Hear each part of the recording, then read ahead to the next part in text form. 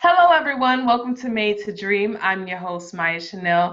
And here we share stories from women around the world to inspire and encourage women and young girls to dream without limitations. Today, I have the pleasure of speaking with Ms. Lisa Latimer. She's a self-awareness facilitator, and I'm excited to get to know a little bit about her and what she does. So, hi, Lisa. How are you doing today? I'm good, Maya. Thank you so much for having me. It's great to be with you. Thank you. So I just want to give you the floor to go ahead and introduce yourself to the audience and tell them a little bit more about you and what you do. Awesome. Thank you so much. So, I'm a self awareness facilitator, and what I do is I help mostly women to intuitively create fulfillment in different aspects of their life by developing strong roots in their self awareness. Um, you know, I had come through over a decade from 16 to about 29, where I had to do a lot of self healing from two very toxic relationships that I was in.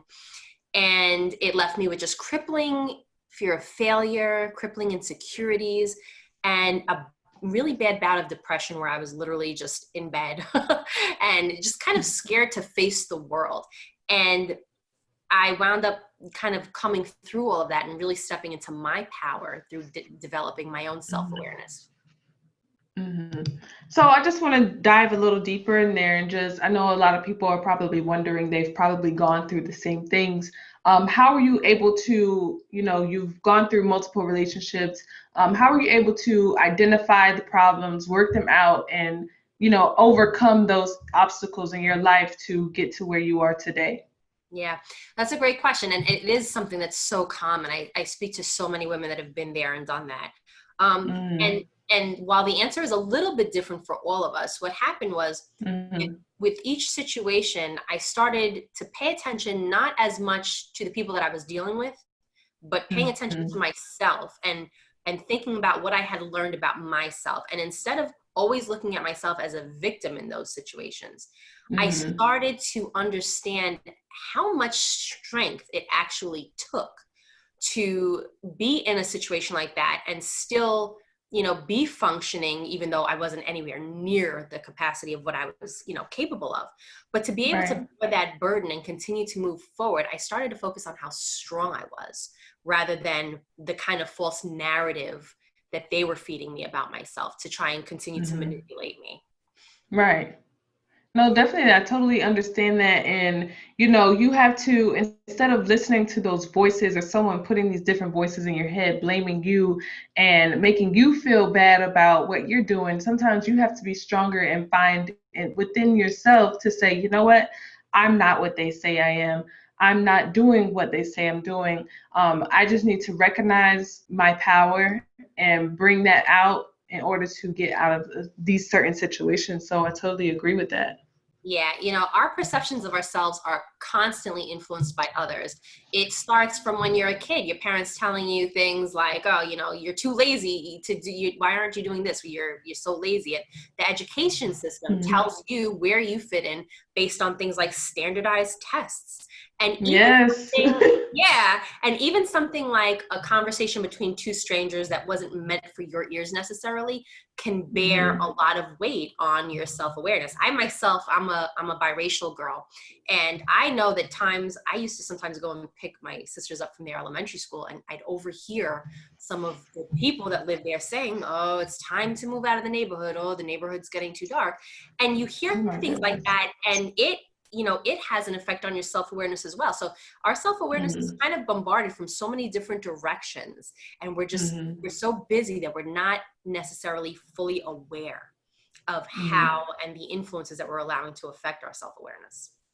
Right, definitely. And I talk about this a lot with a lot of people that I've had on this podcast.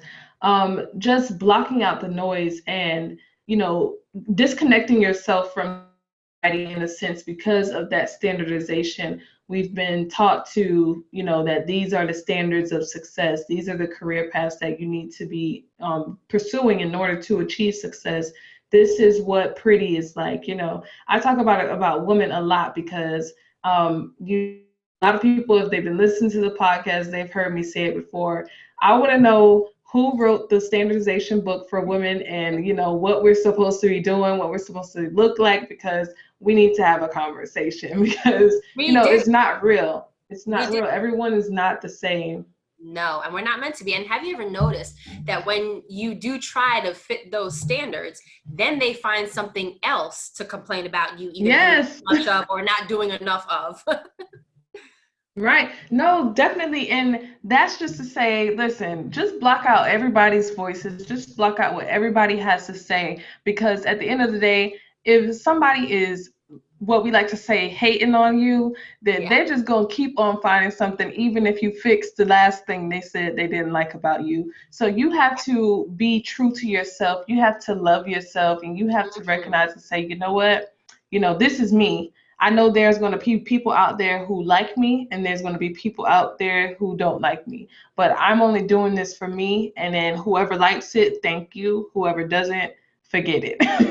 Exactly. And that's unfortunately what you described is a pattern that so many of us, particularly women, fall into, this kind of lifelong chase of not pursuing what fulfills us, not clearly Hmm. defining for ourselves what we need for fulfillment, but trying to fit and adapt to what other people think should fulfill us. And that's just a lifelong chase. And that's why you have so many people out here that are just kind of going through the motions in life because they're not really Hmm. connected.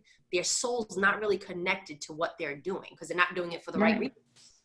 Right. You're living for everybody else. You're living for society. So social media is telling you that you're too far behind, that you should be, having your first house by 17. If not, you are literally a failure.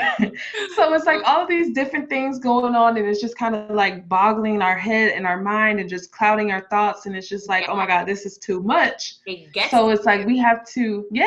we have to take back control and say, you know what? I need to live for myself and not for what everyone else says. Amen. And let me tell you something to touch on what you just said about like, tell you what age you're supposed to have your house. I am going to be Mm-hmm. 42 years old at the end of September. And I will tell you this Mm-hmm. much. I am what I consider a late bloomer in life, but it Mm-hmm. doesn't matter when you bloom. It doesn't matter when you finally get it. Once you Mm-hmm. get it, I don't care if it's Mm-hmm. 18, 50, 70 years old, it still feels as good. There is nothing like when Definitely. it finally clicks. And then you also Mm-hmm. have the comfort with embracing it and putting that out to the world and not wearing that mask any longer. No, definitely. You can't put yourself on someone else's timeline. Everyone's journey is not the same. Everyone's timeline is not the same. It's not to say that you should put a timing on anything, achieving anything or achieving any type of success. You have to be ready for that. You have to be ready to receive it. You have to be ready to acknowledge these opportunities that are coming towards you, because there's a lot of times where you could have an opportunity right in your face, but because you aren't aware, you aren't informed, like you would literally let it just sit right in your face and just hit you right in the face and just bounce right off, because you have to be prepared for these certain situations. You do. And if you have this thing in your head where there's a certain age or there's a certain cutoff limit for certain things or certain requirements that you have to meet, then you'll have that opportunity right in front of you and not even feel like you're worthy enough of taking it. Hmm. And that's one of the No, sad definitely. things right there. No, definitely. It's like you're sitting here so focused on, oh my God, okay, I'm 22. I need to be able to do this. I need to be able to do that. But then you have literally something that's coming to you that is going to be able to help you do that. But you're so busy on, oh my God, I got to get this, I got to get that. But you don't recognize what's coming to help you get to that point in your life. Exactly, exactly. That's why I preach self-awareness. You can call me a self-awareness advocate as well, because I think that it is, when we talk about skills or just tools, I feel like it's one of the most kind of underutilized tools that we have, but there really is no greater power Hmm. than really being within yourself and fully understanding yourself, your strengths, your weaknesses, and everything in between, understanding what it takes for you to wake up in the morning and not Hmm. need that alarm clock blasting in your ear, because you Right. set up your life in such a way that you can't wait to get your day started, you know? Hmm.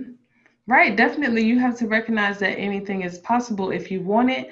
you can go get it. You can obtain it. Like, there's a lot of people that, they say, I can't really do that because I have this going on, that going on. If you really want it, you're going to sacrifice whatever you need to sacrifice to go get it. Absolutely. So there's no excuse there. Yep. There's no excuse. No social, no economic, none of that. Like, everything is possible. There have been people in the past that have been able to accomplish it. So, you just have to find out what is your way, what is your journey, what is your pathway on finding that success that you want to achieve. Exactly. What's your secret sauce? And we all have that special Hmm. recipe. Yes, everybody is unique in their own way. So I definitely want to know, what have been some of your inspirations in life, to help you to transform, help you to set your mindset, set your intentions, and just go forth in that.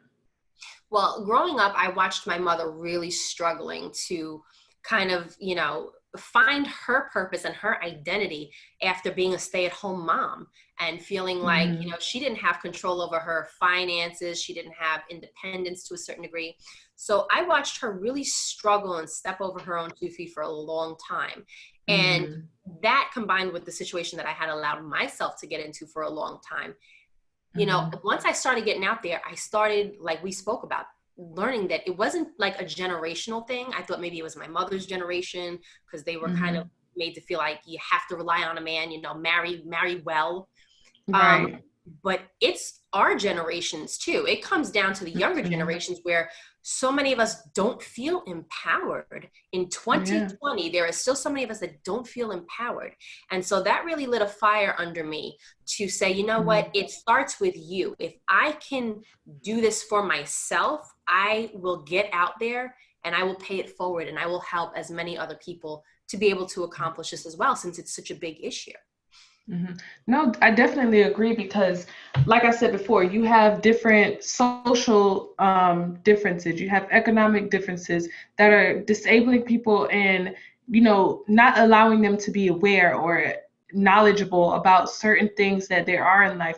I mean, someone may grow up in a household where that's all they see. They may only know to just be a housewife, find a man to take care of you, do Yeah, this and do that. So it's just being aware and being knowledgeable about the different possibilities that you do have afforded to you in life, and knowing that you don't have to do what you see.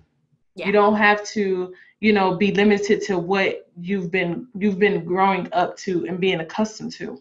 exactly. So I definitely agree with that. Exactly. When you have that self awareness, it's almost like, whatever life throws at you, whatever your situation ends up being, you still realize that you are fully in control and in the driver's seat. So if you were raised to feel Hmm. like you have to rely on a man, even if that's something that you start to lead in your life doing, you can pivot at any point when you have that confidence built up in yourself and when you know what you're capable of doing. But if you never develop that self-awareness and that inner strength, you become a victim of fate.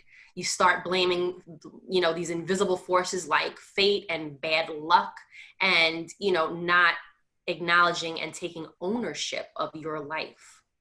Hmm. And then definitely, there may be some women out there that do just want to be a housewife. They may be empowered in themselves, but that's just what they want to do. They want to focus on just being a home taker and taking care of their children and, Right. loving doing their crafts, their hobbies. And I don't knock anyone against that, but it's just like you have to know for yourself that that is what you want to do and not just what you've been taught to do, you know? Exactly. Exactly. And that's where their self-awareness would be like, okay, you know what? This is what I want. And Hmm. while they're in the middle of doing this, realizing, okay, this feels good. Because so often, and this is a problem that I have, so many women do these vision boards. And Hmm. my problem that I have with vision boards is that it gets us focusing on how something should look, and Hmm. it doesn't get us thinking about how something should feel. And in Right. life, if you think about it, you go through life and there are so many more times where you'll be in the middle of doing something, you're like, ooh, this doesn't quite feel right, or you're just not thinking about how it feels. So you're Hmm. essentially going through the motions. If a woman's happy being at home and being a homemaker and being with her family and is the CEO of her home, and that feels good, then she's Hmm. got to rock with that. And that's a beautiful thing. Right. But I don't like that we don't often enough talk about the feel of something. So then it makes it harder for us to be able to identify how something feels. It's out of our Right. consciousness, and we have to Right. always be conscious of how something is making us feel. Right, and you should be able to enjoy what you're doing, how you're living, all those things without, saying, okay, I'll just push it off till later. I'll be able to enjoy life at this point and different things like that. You should be able to find something that does make you happy, even if it's just a hobby or a different little craft that you're going to do. Like Yeah. you should find something that makes you feel good, makes you feel happy. So I do agree with you on that one. Yeah, definitely. Once you experience fulfillment in one part of your life, we have this issue with the busyness that what we're doing is we're settling. We're very just complacent to settle. So you have different Hmm. aspects of your life, and I write about this in my book, that you seek fulfillment in. So maybe for one Hmm. person, it's parenting, their career, and their romantic relationships. And Hmm. you'll see one or two of those things being full, and then there are like five other things at the side that are just running on empty. So we're never really Hmm. experiencing fulfillment in all aspects of life at the same time. And that Hmm. gets us accustomed to settling for whatever we have, Right. right? But when we focus on self-awareness kind of as this larger bucket, once it gets filled to a certain point, it neatly spills over into all of the other aspects of life that we seek Hmm. fulfillment in without us having to Hmm. run and chase these individual aspects of our lives, and Right. we realize, okay, this is what this should feel like, and then we can Hmm. create that for ourselves in all aspects of life. Hmm. No, and I definitely want to jump back into the vision board aspect that you mentioned a little bit ago, Yeah. and you've opened up a new perspective on that for me because I, in a sense, was like against it in a way where your ideas and your vision could definitely change and adjust. So it's just like if you're only chasing material things or a lot of rich people say it all the time, money is not going to make you happy. You really got to do what you love because there's a lot of people out there who have money, who have those material things. And, they're happy for, the first week, 5 minutes. month, 2 months or so. And then it's just like they're trying to find the next material thing to satisfy them. So it's like you have to definitely chase those feelings because what is going to make you happy long term? Yes. You're going to constantly be chasing these short term feelings when, you're just going to run out and just say, okay, like I have like 15 cars. What do I do now? I don't have any more Exactly. space. Exactly. That's why we see some of these people that have, I don't know if you remember, this might be dating me a little bit, MTV Cribs. I don't know if you Oh, remember. yeah. And they have, like you said, like 15, 20 cars. And it's like, okay, but how many cars do you need to be happy? So with the vision Mhm. board, and I fell into this trap where I was just kind of putting things on my vision board that were just aesthetically pleasing. And the trouble Mhm. with that is you wind up chasing things that speak to your ego, but not to your Mhm. heart. And the thing Mhm. that really connects us to our goals in life are the feelings, Mhm. how we feel about them, how they resonate towards us, not necessarily how they look.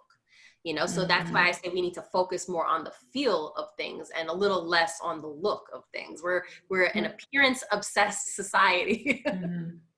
No, definitely. And like, I feel like myself as something that I've been able to learn early in life where, I was making vision boards since I was probably like 12 years old. I would have it like sticky notes on my wall and like pictures of like cars and stuff that I wanted and like a house that I wanted for myself when I eventually get to that space. But I also would have like I wrote like down on this list of paper like different things that I wanted, like great health, a great family, like different things like that that would definitely fulfill me and that I was looking forward to in my vision because it's like I can have all these materialistic things, but it's like, what am I going to have? Like, what else do I want with it? Right. Like that's good, but this car is going to be outdated before I can actually get it. So I'm going to have to keep updating that. So, Right. I was thinking Depending on about, how I big have to those think about the goals long are. term. Yeah, they take Right. a while sometimes, certain goals. Like I think it was a Porsche Cayenne Turbo, and it was probably like the 2012 model when I did it. So obviously, when I get that car, I'm Right. going to need the upgraded model. So I'm gonna need to take this picture down after this year because I don't want the 2012 model, you know. Right. Well, not only that too, but then our lives change, and those things that we have, like you said, on the vision board don't always hold true. Like I had some sexy sports cars on my vision board, but with my kids and how active we are, you want to know what makes me happy as anything? My nice Honda Odyssey that is a big mommy mobile that I feel so, we all have the elbow room in it, and I love it, and I wouldn't trade Right. it for the world. So you have to be really conscious when you plan these vision boards. And this is the last thing about the vision board that I'll say in terms of that. My problem with them is that, you know, collecting the images, that's the fun part. And so often though, we forget, like, okay, there are actions that need to be taken Right. behind that. Right. So that's where the Right. magic happens. It happens in the steps you take towards pursuing those things, you know? So the vision board No, is a fun definitely. little like art project activity, but if you don't have the mindset and the action behind it, it's just going to wind up being this pretty little collage that you put together that just winds up sitting there. Right, definitely. And I totally agree with that, where, you know, you have to be able to, if you're going to say that you want something, your work ethic has to match that. So you can't say, like, that's like, okay, I've used this analogy before, but it's like saying, oh my God, I want to win the lottery, but you don't even get up to go buy a lottery ticket, you know? And it's like, you have to be visionary in a sense. It's like, okay, I can sit here and say, oh my God, like that glass house looks so nice. But then I'm like, dang, I want kids. You know, that might not be the best option. You know, just thinking ahead of different little things. Like, are you really going to sit here and spend money on a glass house or like an all white house? And then you have kids like spilling juice and all of this different stuff. And then you're just like, oh my God, this was really a disaster. I really should have thought this through. So it's like, you know, you look at the pretty things and you look at the surface of it, but you have to dig a little deeper and know exactly what it is that, you know, what it is that you're asking for. Exactly. That's what's the saying? Be careful what you ask for because you just might. Right. That's why you got to know Yes. what you want, because if you get it, you might want to send Hmm. it right back. Right. You know, I was taught that from a young age, you know, like you need to really think these things through. And it wasn't in a sense like my parents sat there and told me exactly that. It's like when I sat there and said, oh my gosh, I want this. So they would sit here and say, okay, so why do you want it? You know, walking me through the whole process. Okay, so what's going to happen if this happens, and just helping me to think, you know, be visionary, be open-minded, and think forward and think futuristic wise to say, you know what, this really might, you know, it'll be good for right now, but it Mhm. really won't be good in the long run for me. So I'm gonna have to change that thought a little bit. Right. And you know what? And we have the option, you know, we something that used to scare me when I was like in my mid-teens and 20s was feeling like if I made a Mhm. decision, I was going to be held to that decision for the rest of my life. Right. You know, Oh so yeah, it's definitely yeah, not that. yeah, we always have the option to change our minds. It's just that when we do Mhm. things in a self-aware manner, and like what your parents were getting you to do, to really think about things through asking you all these Mhm. questions, um, you know, we just better prepare ourselves, because you know we waste a heck of a lot of time and money and energy chasing the wrong things only to acquire them Mhm. sometimes and be like, ooh, I still don't feel that sense of fulfillment. So then we go Mhm. on the chase for the next thing. And for a lot of people, that's like a lifelong process. And it's just not, if you Mhm. want to at some point in your life be happy and be fulfilled and be still and at Mhm. peace, that's not a sustainable process to constantly be on Right. this chase, you know, this never ending Mhm. chase. No, definitely, but I do like to use, you know, materialistic things as sort of motivation, because it's like it makes it a little bit more fun, it makes it a little bit more enjoyable, and you're actually looking for something that's actually obtainable, such than like a feeling, because it's like, you know, my thing is like looking at Zillow and looking at different house tours on YouTube. Like that's my motivation every day to say, you know what, one day I'm gonna get me a house like that. It might not be like, oh my God, this is what I need to do to get this exact house, you know, Right. different things like that. But it's just motivation for to push me and drive me a little harder to say, you know what, this is, I need to work this hard to get, you know, these different goals in my life and obtain this level of success. But in the meantime, I'm gonna do something that I enjoy, that makes me happy and fulfills me in a way that I'm not going to sit here and feel like I'm literally working so hard for nothing.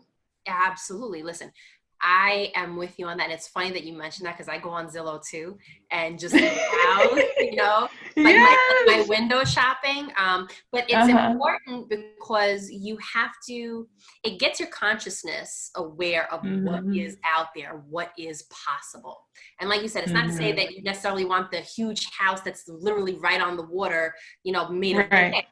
but it's there. You know the kind of level of greatness that is Mhm. available, and it makes it a lot of fun. And it's definitely not to Right. say that we shouldn't focus on it. It's just that I feel like we really need to get used to attaching the feel to the look as well.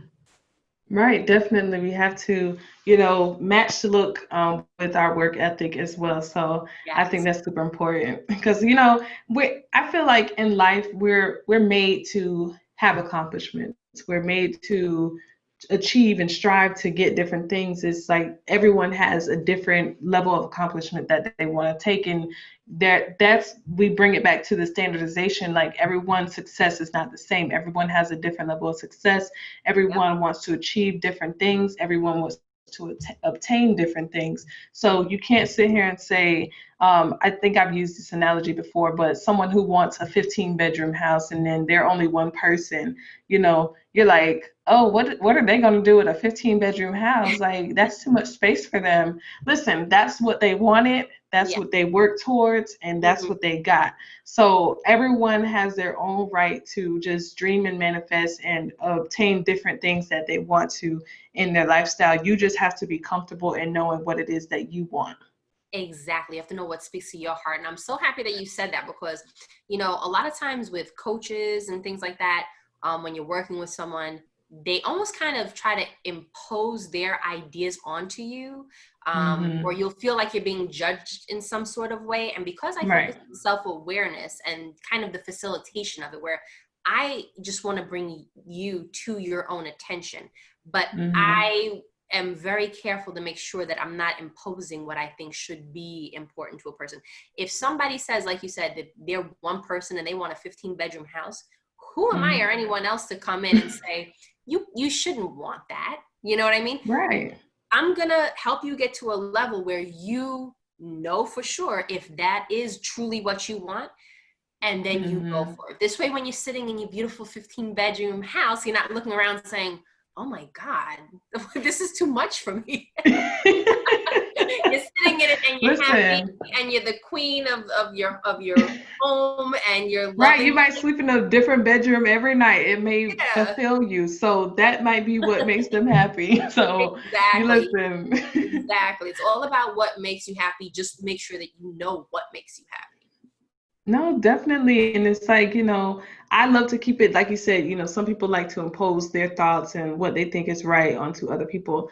Listen, I'm not the one to sit here and tell you what's wrong, what's right. We don't think in the same way. So my job is to help you to get to think what you want to be. And that's like with me, I help others to brand their businesses, to market their business. I can't tell you how you should brand your business. What I can do is drive you to understand what it means to brand a business and get you to think about those different questions. Like I can sit here and say, oh, I think your business colors should be yellow and red, but your favorite colors and what you have for your vision is pink and orange. I don't know.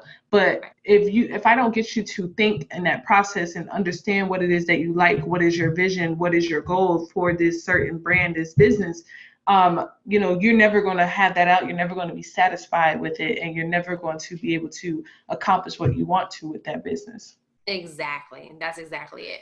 And like, Mm-hmm. you never want to be part of the problem, like how we talk about tuning out the noise. You never want to find Mm-hmm. yourself being another one of those voices just adding to the noise and the chaos that someone has to cut through to get to what they really want. No, definitely. I totally agree with you on that. So, if you had to say one thing to inspire women and young girls around the world to just dream without limitations, what would it be? Dream without limitations. My biggest piece of advice is get really sturdy roots in understanding who you are. Embrace every bit of information that you find out about yourself, because you're not here by accident. You are here on purpose, and you will find your purpose. And it could be as grand as you want it to be, or it could be as simple as you want it to be. That's for you to decide.